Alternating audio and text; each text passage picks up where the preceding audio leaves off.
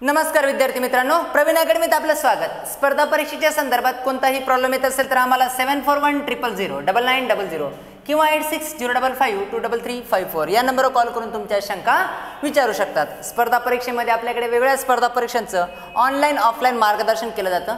आज आधुनिक इतिहासातील पहिलं चॅप्टर डिस्कस करायचं मित्रांनो। आधुनिक इतिहास परीक्षेच्या दृष्टिकोनातून सर्वात जास्त व्हॅल्यू ठेवतो। आधुनिक इतिहासातील आज पहिलं चॅप्टर डिस्कस करणार मित्रांनो, भारतात युरोपियनचं आगमन। भारतात युरोपियन कसे आले, कोणकोणते युरोपियन आले, कसे आले, काय आले, आज आपल्याला डिटेल डिस्कस करायचं आहे। भारतात युरोपियनचं आगमन बघणार आहोत। बघा, भारतामध्ये जर तुम्ही बघाल तर सुरुवातीच्या काळात हजारो वर्षापासून, आजपासून विचार करा 1000 वर्षापूर्वी, तुम्हाला माहित असेल आधुनिक इतिहासामध्ये आपण डिस्कस केलेला आहे किंवा करणार आहोत भविष्यामध्ये पण की मध्ययुगीन इतिहासामध्ये की भारतात अनेक मुस्लिम आक्रमण झाली। भारतामध्ये काय झाली, अनेक मुस्लिम आक्रमण झाली। आणि मुस्लिम आक्रमण तुम्हाला माहित असेल की इथं सगळ्यात मोठं वाळवंट आहे। या एरियामध्ये काय मित्रांनो, वाळवंट आहे। जसं की आफ्रिकेमध्ये सारा वाळवंट आहे, अरबचं वाळवंट आहे, भारतामध्ये पण काही थोड्या प्रमाणात थरचं वाळवंट आहे। हा टोटल एरिया जो आहे ना भारताचा काही पार्ट आणि आफ्रिका, अरब हा सर्व या जगामध्ये काय एक वाळवंटी एरिया आहे। आणि या काळामध्ये इथं अरब राहायचे, बरोबर आहे। मग 1000 वर्षापूर्वी 2000 वर्षापूर्वी अरब काय काम करतील, इमॅजिन करा, हे अरब काय काम करतील, थोडंसं डोकं लावा। अरब काय करायचे, भारतात यायचे, भारतातनं वस्तू विकत घ्यायचे आणि युरोप खंडाला जाऊन विकायचे।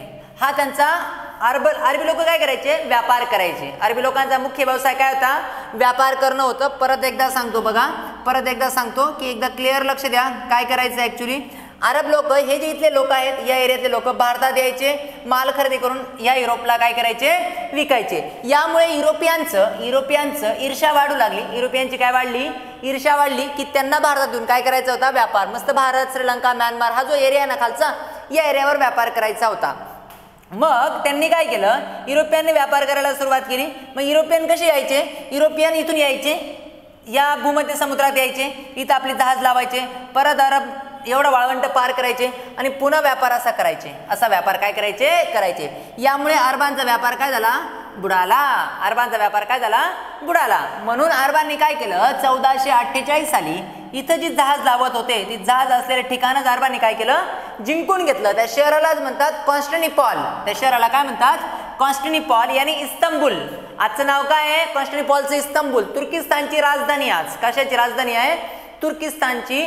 आणि मुसलमानांचा जो खलिफा असायचा तो या शहरामध्ये राहायचा, कॉन्स्टॅन्टिनोपलमध्ये, ठीक आहे। कॉन्स्टॅन्टिनोपल किंवा इस्तंबुल म्हणतात। तर इस्तंबुल तुर्काने जिंकून घेतली, या अरबाने जिंकून घेतली आणि युरोपियनना भारतात येण्याचा मार्ग काय झाला, बंद झाला।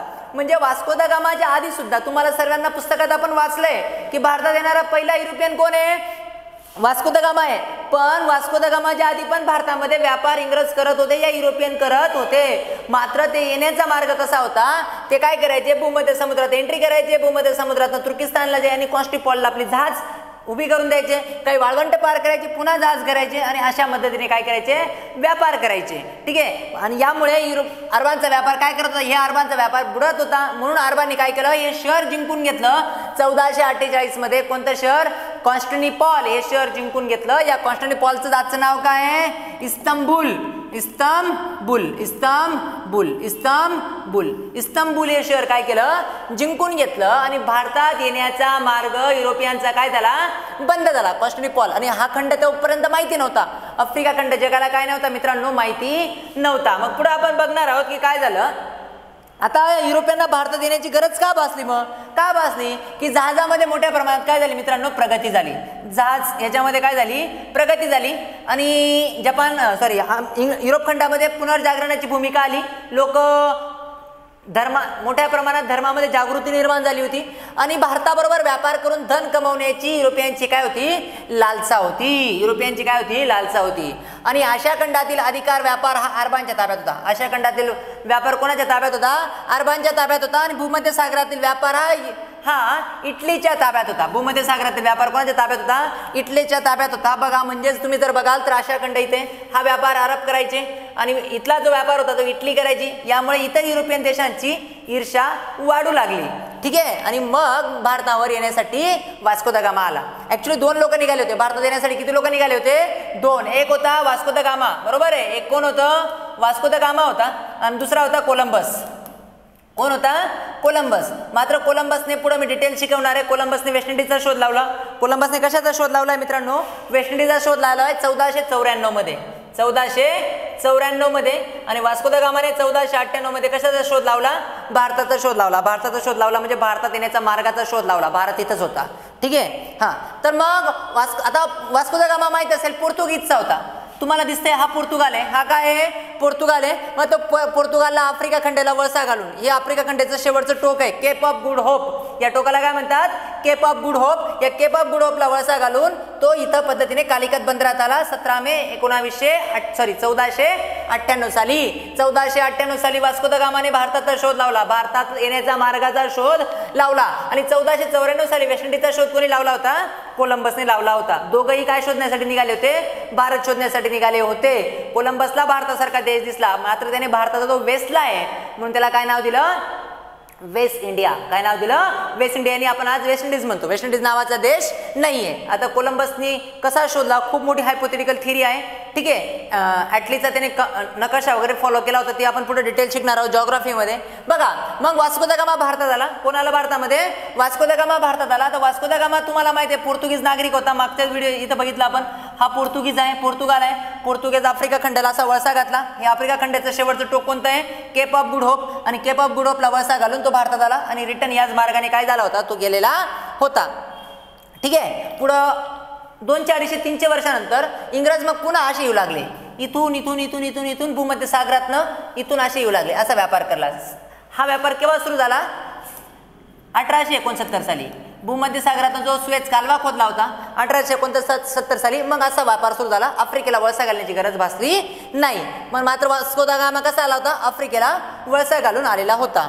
ठीक आहे. तर तो पोर्तुगीज नागरिक होता. केप ऑफ गुड होपला वळसा घालून अब्दुल मुनीफ नावाच्या, हा गुजराती व्यापारी आहे. अब्दुल मुनीफ काय आहे? गुजराती व्यापारी आहे. गुजराती व्यापाऱ्याने त्याला मदत केली होती.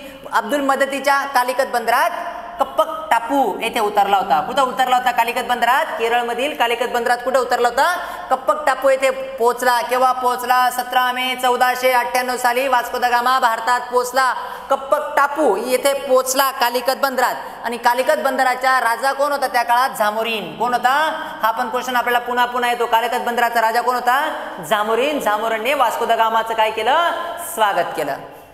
वास्को द गामाचं काय केलं? स्वागत केलं. आणि जाताना मसाल्याचे पदार्थ वगैरे घेऊन गेला. आणि त्याच्या याला म्हणजेच त्याच्या ट्रॅव्हलिंगला पहिल्यांदा जेवढा खर्च लागला होता त्याचा 21 पट खर्च त्याने जाताना नफा झाला. म्हणजे त्याच्या प्रवासाला जेवढा खर्च आला होता वापस गेला त्याच्या 21 पट वस्तू त्याने तिथे जाऊन काय केल्या होत्या? विकल्या होत्या. 21 पट नफा त्याला झालेला होता मित्रांनो. ठीक आहे. तर अशा पद्धतीने वास्को द गामा पोर्तुगीज देशाचा होता. काय हे डिस्कस केलेलं आहे आपण. बरोबर आहे. आता दुसरा पोर्तुगीज भारतात येणार आहे पेड्रो अल्बर्टेज.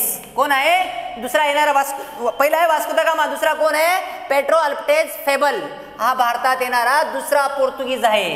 हा आला होता 1500 मध्ये. वास्को द गामा केव्हा आला? 1498 मध्ये. आणि पुढच्या 2 वर्षानंतर पुन्हा कोण आलं? पेड्रो अल्बर्टेज फेबल हा आला. पेड्रो अल्बर्टेज फेबल हा दुसऱ्यांदा आला. आणि पुन्हा 98 मध्ये आणि पुन्हा 1509 मध्ये वास्को द गामा भारतात आला. वास्को द गामा भारतात 2 वेळा आलेला आहे. वास्को द गामा भारतात किती वेळा आलाय मित्रांनो? 2 वेळा आलाय. एकदा 1498 आणि दुसरा आहे 1509. दुसऱ्यांदा केव्हा आला? 1509. पोर्तुगीज देशाचा होता. 2दा वास्को द गामा आला. पहिल्यांदा वास्को द गामा 1498 साली, दुसऱ्यांदा वास्को द गामा 1509 साली. आणि या दोघांच्या मध्ये पुन्हा एक पेड्रो अल्बर्टेज फेबल हा आला होता 1500 मध्ये. आय होप समजत असेल मी काय बोलतोय ते. ठीक आहे. नेक्स्ट पॉईंट आपण डिस्कस करणार आहोत. बघा, भारतात युरोपियन येण्याचा क्रम. भारतात युरोपियन येण्याचा क्रम. पहिले कोण आले? पोर्तुगीज आले. त्याच्यानंतर डच आले. त्याच्यानंतर ब्रिटिश आले. फ्रान्स आले आणि स्वीडन आले. याची ट्रिक्स पण सांगेन. येण्याचा क्रम, जाण्याचा क्रमची पण ट्रिक्स मी पुढे जाऊन सांगणार आहे. ठीक आहे. फक्त सध्या लक्षात ठेवा पोर्तुगीज, डच, ब्रिटन, फ्रान्स आणि स्वीडन हा भारतात येण्याचा, युरोपियन येण्याचा काय आहे? क्रम आहे. व्हिडिओ पॉज करणार आहात, लिहून टाकणार आहात. ठीक आहे. बघा, आता पोर्तुगीज आले तर पोर्तुगीजांबद्दल डिटेल माहिती मिळवणार आहोत मित्रांनो. 1503 मध्ये कोचीनमध्ये आणि कोचीनच्या कोल्लम येथे पोर्तुगीजांनी पहिली वकार काय केली? स्थापन केली. केव्हा? 1503 मध्ये. तुम्हाला माहिती आहे वास्को द गामा केव्हा आला होता? 1498 साली आला होता. केव्हा आला होता? 1498 साली. आणि पुढच्या 5 वर्षानंतर त्यांनी आपली पहिली वखार केरळच्या कोल्लम या कोच्चीन येथे काय केली? सुरू केली. आणि या केरळ या वखारीचा पहिला गव्हर्नर कोण होता? Francis de Almeida. भारतात पोर्तुगीजांचा पहिला गव्हर्नर कोण होता? फ्रान्सिस डी अल्मेडा हा भारतात पोर्तुगीजांचा काय होता? पहिला गव्हर्नर होता. पुढे या गव्हर्नरने काय केलं? 1509 मध्ये त्यांनी पहिली वकार केव्हा स्थापन केली? 1503 मध्ये. वास्को दा गामा केव्हा आला? 1498 मध्ये आला. 5 वर्षात पहिली वकार स्थापन केली आणि 9 वर्षात तिथून पुढच्या 6 वर्षात पहिलं युद्ध केलं. 1509 मध्ये इजिप्त, तुर्किस्तान आणि गुजरातच्या संयुक्त सेनेला हरवलं. कोणी हरवलं? फ्रान्सिस डी अल्मेडाने हरवलं. कोणाकोणाला? इजिप्तला हरवलं, तुर्किस्तानला हरवलं. तुर्किस्तान म्हणजे कॉन्स्टॅन्टिनोपलची राजधानी होती, माहिती आहे ना. इजिप्त भूमध्य सागरावर इजिप्तचं सरकार राज्य होतं आणि गुजरातच्या लोकल सरदारांना हरवलं आणि दीव आपल्या ताब्यात करून घेतलं. दीववर अधिकार मिळाले. दीव दमन माहिती आहे ना. दीव दमन या दीव या शहरावर, या दीव या ठिकाणावर आपला अधिकार मिळवला. कोणी? पोर्तुगीजांनी. पोर्तुगीजांनी जिंकलेलं पहिलं ठिकाण कोणतं मित्रांनो? भारतातलं दीव दमन. पोर्तुगीजांनी जिंकलेलं पहिलं ठिकाण भारतातलं कोणतं आहे? दीव दमन आहे. स्टार करून लिहून ठेवायचं. यावर्षी दीव दमन आणि दादरा नगर हवेली केंद्रशासित प्रदेश एक झालेली आहेत. ठीक आहे. आता बघा, त्याची पोर्तुगीजांची ब्ल्यू वॉटर पॉलिसी होती. काय होती? पोर्तुगीजांची ब्ल्यू वॉटर पॉलिसी होती. ही पॉलिसी हिंदी महासागरात व्यापारावर पोर्तुगीजांचे नियंत्रण प्रस्थापित करण्यासाठी अल्मेडाने सुरू केली होती. ठीक आहे. कोणी चालू केली होती? अल्मेडा, फ्रान्सिस डी अल्मेडाने चालू केलेली होती. ठीक आहे. कोणती पॉलिसी? Blue water policy. म्हणजे हिंदी महासागरावर ज्याचं नियंत्रण त्याचं भारतावर काय होतं? नियंत्रण आहे. आज पण ही पॉलिसी लागू होते. ठीक आहे. चीन या पॉलिसीसाठी धडपडत आहे, माहिती आहे. बघा आता फ्रान्सिस डी अल्बुकर्क. ठीक आहे. आता हा दुसरा गव्हर्नर झाला. फ्रान्सिस डी अल्बुकर्क हा दुसरा गव्हर्नर झाला. याने काय केलं? भारतात पोर्तुगीजांचा संस्थापक मानला जातो. फ्रान्सिस डी अल्बुकर्क भारतात पोर्तुगीजांचा संस्थापक मानला जातो. पोर्तुगीज सैन्यामध्ये भारतीयांना भरती करण्यास याने काय केली? सुरुवात केली. पोर्तुगीज सैन्यामध्ये भारतीयांना भरती करण्यास सुरुवात केली. पोर्तुगीज स्त्रियांबरोबर पोर्तुगीजांना भारतीय स्त्रियांबरोबर विवाह करण्यास पण याने काय केली होती? सुरुवात केली होती. ठीक आहे. हे एकमेव कारण होतं पोर्तुगीजांचं, जेणेकरून ते भारतीयांच्या मनातनं उतरले आणि त्यांना भारतामधनं सोडून जाण्यास हे एक पण एक कारण काय महत्त्वाचं आहे. इंग्रजांनी ती मिस्टेक केलेली जी पोर्तुगीजांनी भारतीय स्त्रियांबरोबर विवाह संबंध प्रस्थापित करायला सुरुवात केली. इंग्रजांनी असं केलं नव्हतं. ठीक आहे. याने सतीची प्रथा थांबवण्याचा पण बऱ्याच प्रमाणात प्रयत्न केला आहे.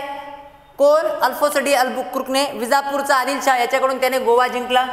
ठीक आहे. याने गोवा जिंकला. पहिलं ठिकाण दीव आणि दुसरं कोणतं? गोवा. पोर्तुगीजांनी पहिलं ठिकाण जिंकलेलं ठिकाण कोणतं आहे मित्रांनो? दीव आहे आणि दुसरं ठिकाण कोणतं आहे? गोवा आहे. ठीक आहे. याने मलक्का सामुद्रधुनीवर नियंत्रण प्रस्थापित केलं. मी पुढच्या स्लाइडमध्ये दाखवणार आहे. मलक्का सामुद्रधुनी कुठे आहे आणि हार्मू सामुद्रधुनीवर पण याने काय केलं? नियंत्रण प्रस्थापित केलं. 2 महत्त्वाच्या सामुद्रधुनीवर याने नियंत्रण प्रस्थापित केलं. कोणी? अल्फोन्सो डी अल्बुकर्कने नियंत्रण प्रस्थापित केलं. मलक्का कुठे आहे आणि हार्मूज कुठे आहे ते आपण एकदा क्विक बघून घेऊ. बघा, हा जगाचा नकाशा दिसतोय. हा भारत आहे तुमचा. ही भारत माता आणि भारताच्या तुम्ही जर चायनामध्ये जाणार आहात भारतामध्ये तर हा इथं आहे तुम्हाला कोणती? हार्मूजची सामुद्रधुनी. मलक्का. इथं कोणती सामुद्रधुनी सापडेल मित्रांनो? मलक्काची सामुद्रधुनी. सध्या भारत चायना वाद चालू आहे तर त्याच्यामुळे ही सामुद्रधुनी महत्त्वाची आहे. ही आहे मलक्काची सामुद्रधुनी. आणि इराण आणि ओमान आणि दुबईच्या आसपास इथं कोणती आहे? हर्मुजची सामुद्रधुनी. इथं कोणती सामुद्रधुनी आहे? हर्मुजची सामुद्रधुनी. म्हणजे पोर्तुगीजांनी इथं पण नियंत्रण प्रस्थापित केलं, इथं पण नियंत्रण काय केलं? प्रस्थापित केलं. मलक्का आणि हर्मुज या 2 सामुद्रधुनीवर नियंत्रण काय केलं? प्रस्थापित केलं आहे. पोर्तुगीजांनी काय काय जिंकलं बघा. 1510 मध्ये गोवा जिंकला. कोणाकडून? आदिलशाहकडून. कोणाकडून जिंकला होता? आदिलशाहकडून गोवा जिंकला. मलक्का जिंकला. मलक्का सामुद्रधुनी आताच डिस्कस केली आपण, बरोबर आहे. चीनकडे जाण्याचा रस्ता आहे तो.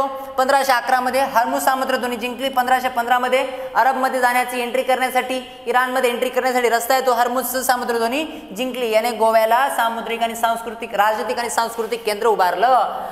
ठीक आहे. अल्बुकर्कने काय केलं होतं? गोव्याला सांस्कृतिक आणि राजनैतिक केंद्र म्हणून काय केलं? उदयास आणलेलं आहे. ठीक आहे. बघा, तुम्हाला आधीच सांगितलं आहे. ही आहे मलक्का स्ट्रेट आणि मलक्काची सामुद्रधुनी. इथं आहे हार्मूजची सामुद्रधुनी. या 2 सामुद्रधुनीवर नियंत्रण पोर्तुगीजांनी काय केलं मित्रांनो? मिळवलेलं आहे. ठीक आहे. त्यानंतर तिसरा पोर्तुगीज गव्हर्नर झाला जिनो डी कुन. ठीक आहे. याने गोव्याला पोर्तुगीजांची राज्याची औपचारिक राजधानी घोषित केली. गोव्याला याने काय केली? आपल्या राज्याची औपचारिक राजधानी घोषित केली. याने काय केलं? मद्रास, बंगाल, दीव येथे पोर्तुगीजांच्या वखारी पण काय केल्या? स्थापन केल्या. याच्याबद्दल फक्त एक लक्षात ठेवा. याने पोर्तुगीजांची औपचारिक राजधानी गोव्याला काय केली होती? घोषित केलेली होती. जिनो डी कुन याने. ठीक आहे. नेक्स्ट पॉईंट बघा काय आहे? बंगालचा राजा मसूद शाह याने पोर्तुगीजांना बंगालचा राजा कोण? बंगालचा राजा कोण? मसूद शाह याने पोर्तुगीजांना चटगाव आणि सदगाव येथे वखारी स्थापन करण्याची काय दिली? परवानगी दिली. आणि अकबरच्या अनुमतीने, अकबर माहिती आहे ना, तेच अकबर, हां अकबर बिरबल मधला अकबर माहिती आहे, मी पुढे शिकवणार आहे. औरंगजेब, बाबर या गोष्टी यांच्याबद्दल, अकबर, हुमायून, शहाजहान, ठीक आहे. अकबरच्या अनुमतीने हुगळी येथे वकार स्थापन करण्याची काय केली? परवानगी मिळाली. कोणाला? पोर्तुगीजांना. शहाजहानने पोर्तुगीजांकडून हुगळी हिसकावून घेतली होती. शहाजहानने काय घेतलं होतं? शहाजहानने पोर्तुगीजांकडून काय हिसकावून घेतली होती? हुगळी हिसकावून घेतली होती. पोर्तुगीजांच्या पतनाचे कारण काय काय आहेत? का हरले भारतातनं पोर्तुगीज गेले? त्यांनी भारतीय स्त्रियांबरोबर मोठ्या प्रमाणात विवाह संबंध प्रस्थापित करायला सुरुवात केली आणि धर्मांतर केलं. सुरुवातीलाच त्यांनी धर्मांतर केलं, ते पण ख्रिश्चन धर्मांतरच करायचे. इंग्रजांनी पण केलं, पण इंग्रजांनी पहिलं भारत जिंकल्यानंतर, बराच भारत जिंकल्यानंतर 1813 मध्ये धर्मांतर चालू केलं होतं. इंग्रजांनी केव्हा धर्मांतर चालू केलं होतं? 1813 मध्ये. आणि यांनी सुरुवातीला चालू करून दिलं. व्यापारी प्रशासनामध्ये अकुशलता होती. पोर्तुगीजांची काय होती? व्यापारिक प्रशासनामध्ये काय होती? अकुशलता होती. त्यांच्या अधिकाऱ्यांमध्ये मोठ्या प्रमाणात भ्रष्टाचार होता. इंग्रजांमध्ये पण भ्रष्टाचार होता. मात्र पुढे इंग्रज सरकारने, या इंग्रज ईस्ट इंडिया कंपनीने तो भ्रष्टाचार हळूहळू कमी करण्याचा काय केला होता? प्रयत्न केला होता. आणि डचांचा आक्रमक आणि सैनिक कूटनीती चुनवती. कोणाची चुनवती? डचांची चुनवती. यामुळे पोर्तुगीजांना भारत सोडावा लागला. भारतामध्ये त्यांचं पतनाचं हे महत्वाचे काय आहेत मित्रांनो? कारण आहेत. ठीक आहे. कार्टच अल्मेडा, ठीक आहे. कार्टच शब्द लक्षात ठेवा. ही व्यापारावर, ही समुद्र व्यापारावर नियंत्रण व्यवस्था होती. म्हणजे जसं पास, याला काय म्हणतात? Passing system. आज लागतो ना, जकात नाका लागतो, पास लागतो, तसं पास सिस्टीम होती. ही समुद्रावर व्यापारावर नियंत्रण प्रस्थापित करणारी होती. या अंतर्गत कोणतीही जहाज किंवा भारतीय जहाज किंवा अरबी जहाजचा परवाना अरबी समुद्रातून जाऊ शकत नव्हतं. विदाऊट परवाना अरबी समुद्रातून जहाज जाऊ शकत नव्हती. पोर्तुगीजांची परवाना घेतल्याशिवाय कार्टज यांनी काय? परवाना अरबी समुद्रातून जाण्यासाठी. मग तुम्ही जे अरबाची म्हणजे भारतीय जहाज असेल किंवा अरबी जहाज असेल, ती या अरबी समुद्रातून जाण्यासाठी कंपल्सरी पोर्तुगीजांचा काय लागायचा? परवाना लागायचा. आणि या जहाजामध्ये मसाल्याचे पदार्थ आणि दारोगोळा घेऊन जाण्यास काय होती? बंदी होती. ठीक आहे. म्हणजेच तुम्हाला पूर्वी एका महान शास्त्रज्ञ, भूगोलवेत्ता म्हणून गेलेला आहे इतिहासकाराने, ज्याचं समुद्रावर नियंत्रण, त्याचं जगावर नियंत्रण, असे काही कोटेशन पाठ करून ठेवायचे, इंटरव्ह्यूला कामात येतात. जगाचं, ज्याचं समुद्रावर नियंत्रण, त्याचं जगावर नियंत्रण, हे कोटेशन यावर्षी कोटेशन वापरायचं आहे. चीन मोठ्या प्रमाणात समुद्रावर राज्य करण्याचा काय करतोय? प्रयत्न करतोय. ठीक आहे. तर मग कार्टस सिस्टीम होती. कार्टस सिस्टीम म्हणजेच काय? अरबी समुद्रात प्रत्येकाला पोर्तुगीजांचा पास घेऊन जावं लागायचं, भारतीय जहाजांना आणि अरबी जहाजांना. आणि त्या जहाजामध्ये काय नसलं पाहिजे? मसाल्याचे पदार्थ आणि दारुगोळा नसला पाहिजे. याला म्हणतात कार्टेज सिस्टीम. ठीक आहे. बघणार आहोत पुढे पोर्तुगीजांनी भारताला काय काय दिलं ते महत्वाचं आहे मित्रांनो. भारताला सर्वात महत्वाचं आहे, जपान बरोबर संबंध प्रस्थापित करण्याचं काम पोर्तुगीजांनी केलं. भारताचे आणि जपानचे संबंध प्रस्थापित होत नव्हते, तर जपान बरोबर संबंध प्रस्थापित करण्याचं काम कोणाचं आहे? पोर्तुगीजांनी जपान बरोबर संबंध प्रस्थापित केले. तर तुम्हाला माहिती आहे आज जपान आपला किती चांगला जवळचा मित्र आहे. ठीक आहे. भारतामध्ये प्रिंटिंग प्रेस कोणी आणलेली आहे? पोर्तुगीजांनी आणली. भारतामध्ये तंबाखूची शेतीचा विकास कोणी केला? पोर्तुगीजांनी सुद्धा केला. भारतात गोथिक स्थापत्यकलेचा विकास झाला. गोथिक स्थापत्यकला म्हणजेच माहित असतील ना, या पद्धतीचे चर्च असायचे. या पद्धतीचे काय असायचे? चर्च असायचे. तुम्ही गोव्यामध्ये गेला तर तुम्हाला गोथिक स्थापत्यकलेचा मोठ्या प्रमाणात अनेक चर्च पाहण्यास मिळतील. ठीक आहे. त्यानंतर कोणकोणते फ्रुट्स, फळं पोर्तुगीजांनी आणले? पपिता सर्वांना माहिती असेल. संत्री पोर्तुगीजांनी आणली. लिची पण कोणी आणली? पोर्तुगीजांनी आणली. अननस पोर्तुगीजांनी आणलं. काजू पोर्तुगीजांनी आणली. बदाम पोर्तुगीजांनी आणली. आणि सफरचंद पोर्तुगीजांनी आणलं. ठीक आहे. काय काय आणलं? पपिता असेल, संत्री असेल, लिची असेल, अननस असेल, काजू असेल, बदाम असेल आणि सफरचंद, एवढे फ्रुट्स, एवढे फळं पोर्तुगीजांनी भारतामध्ये काय केले? आणलेली आहेत, इंट्रोड्यूस केलेली आहेत. ठीक आहे. सो या पद्धतीने पोर्तुगीज काय झाले मित्रांनो? संपलेली आहेत. पुढचा भारतात येण्याचा क्रम कोणाचा आहे? डचांचा आहे. भारतात पुढचा येण्याचा क्रम कोणाचा आहे? डचांचा आहे. डच बघा. आता डचांनी काय काय केलं ते डिस्कस करू. डच बघाल तर इथं डच आहे. हा इंग्लंड आहे. इथं काय आहे? डच आहे. आणि इथं आहे पोर्तुगीज. वास्को दा गामा असा आला होता. मी ऑलरेडी सांगितलं वास्को दा गामा कसा आला होता? असा आला होता. आणि पुढे इंग्रजांनी इथं सुएझ कालवा खोदला आणि मग असा व्यापार करू लागले. हे बद्दल आपण डिटेल डिस्कस करणार आहोत पुढे. ठीक आहे. बघा, डच म्हणजेच काय? नेदरलँड किंवा हॉलंडचे रहिवासी आहेत. डच म्हणजेच काय? नेदरलँड किंवा हॉलंडचे रहिवासी आहेत. United east India company of Netherland या त्यांच्या कंपनीचं नाव होतं. जसं ईस्ट इंडिया कंपनीचं पण एक नाव आहे, पुढे आपण बघणार आहोत. ईस्ट इंडिया कंपनी आपल्याला फक्त एवढं माहिती आहे, पण ईस्ट इंडिया कंपनीचं जुनं नाव वेगळं आहे. तसं डचांच्या कंपनीचं नाव काय होतं? United east India company of Netherland. 1605 मध्ये सर्वप्रथम यांनी वकार स्थापन केलेली होती भारतात. 1605 मध्ये यांनी सर्वप्रथम काय स्थापन केली? वकार स्थापन केली. भारतात डचांचं शिष्टमंडळ कार्लियन हाइटमॅन याच्या नेतृत्वाखाली आलं. कार्लियन हाइटमॅन याच्या नेतृत्वाखाली आलं आणि बंगालमध्ये पिपली येथे त्यांनी आपली पहिली वकार स्थापन केलेली होती. कोणी? डचांनी. बंगालमध्ये पिपली येथे आपली पहिली वकार त्यांनी काय केली होती? स्थापन केली होती. ठीक आहे. डचांनी स्थापन केलेल्या वखारी बघा मित्रांनो, महत्वाच्या वखारी कोणकोणत्या आहेत? पहिली वकार मसुलीपट्टम. पहिली वकार त्यांनी कुठे स्थापन केली? मसुलीपट्टम येथे स्थापन केली. दुसरी वकार कुठे आहे? पात्रोपल्ली. कुठे आहे? पात्रोपल्ली आणि निजामपत्रम दक्षिण भारतात हे नाव पण आहे निजामपत्रम. तिसरी वसाहत कुठे आहे? पुलिकत. तिसरी वसाहत पुलिकत. इतर महत्वाच्या वसाहती सुरत असेल, मसुलीपट्टम असेल, हे मसुलीपट्टम आहे. ठीक आहे. कराईका असेल, चिनसुरा असेल, कोचीन असेल, कासिम बाजार असेल. कासिम बाजार म्हणजे पंजाब बंगालचा आजूबाजूचा प्रदेश. नागपट्टम असेल आणि बालासोर असेल. या महत्वाच्या वसाहती होत्या. कोणाच्या? डचांच्या. एवढं लक्षात ठेवण्याची गरज नाही. डचांचं महत्वाचा मुद्दा म्हणजे डचांचं मुख्यालय कुठं होतं? पुलिकत. कुठं होतं? पुलिकत. जसं पोर्तुगीजांचं मुख्यालय कुठं होतं? गोवा. तसं डचांचं मुख्यालय कुठं होतं? पुलिकत. पुढे जाऊन जोड्या लावायच्यात आपल्याला. इंग्रजांचं मुख्यालय, डचांचं मुख्यालय, पोर्तुगीजांचं मुख्यालय, सर्वांच्याच मुख्यालयाच्या जोड्या लावायच्यात. दोन लोकांचे मुख्यालय समजले, इंग्रजांचं नाही अजून. कोणाचं? डचांचं मुख्यालय कुठं होतं? पुलिकतला होतं आणि पोर्तुगीजांचं मुख्यालय कुठे होतं? गोव्याला होतं. ठीक आहे. पुलिकत डचांचे व्यापारी मुख्यालय होतं. 1690 मध्ये पुलिकतच्या जागेवर नागपट्टम हे मुख्यालय बनवण्यात आलं. ठीक आहे. पुलिकतच्या जागेवर पुढचं मुख्यालय काय झालं? नागपट्टम हे मुख्यालय बनवण्यात आलं. बघा नागपट्टम पण त्यांची एक काय होती? वकार होती. नागपट्टम पण एक काय होती? त्यांची वकार होती. सुरुवातीचं मुख्यालय कुठे होतं? पुलिकत. ठीक आहे. सुरुवातीचं मुख्यालय काय होतं? पुलिकत होतं. नंतरचं मुख्यालय काय होतं? नागपट्टम हे त्यांचं काय होतं? मुख्यालय होतं. ठीक आहे. त्यांनी बांधलेले किल्ले कोणकोणते आहेत? डचांनी बांधलेले किल्ले कोणकोणते आहेत? चिनसुरामध्ये किल्ला बांधलाय त्यांनी आणि कोचीनमध्ये बांधलाय फोर्ट विल्यम. कोचीनमध्ये कोणता बांधलाय? फोर्ट विल्यम बांधलाय. चिनसुरामध्ये बांधलाय गुस्तावुस फोर्ट याची स्थापना आहे 1653 मध्ये आणि कोचीनमध्ये फोर्ट विल्यमची स्थापना आहे 1663 मध्ये. डचांनी इंडोनेशिया पोर्तुगीजांकडून जिंकून घेतला. डचांनी इंडोनेशियावर राज्य केलेलं आहे आणि कोणाकडून जिंकलेलं आहे? पोर्तुगीजांकडून जिंकले. तसंच डचांनी मलक्का आणि सिलोन म्हणजेच काय? श्रीलंका सुद्धा जिंकलेला आहे. ठीक आहे. डचांनी जकार्ता देश माहिती आहे ना? जकार्ता जिंकून वेटेव्हिया या शहराची काय केली होती? स्थापना केली होती. औरंगजेबने 3.5% वार्षिक करावर बंगाल, बिहार आणि ओरिसाचा व्यापारी अधिकार कोणाला दिला होता? डचांना दिला होता. लक्षात ठेवा. पुढे तो इंग्रजांना मिळाला. ठीक आहे. डचांना किती टक्के दरावर दिला होता? 3.5% करावर व्यापारी अधिकार बंगाल, बिहार, ओरिसाचा व्यापारी अधिकार औरंगजेबने कोणाला दिला होता? डचांना दिलेला होता.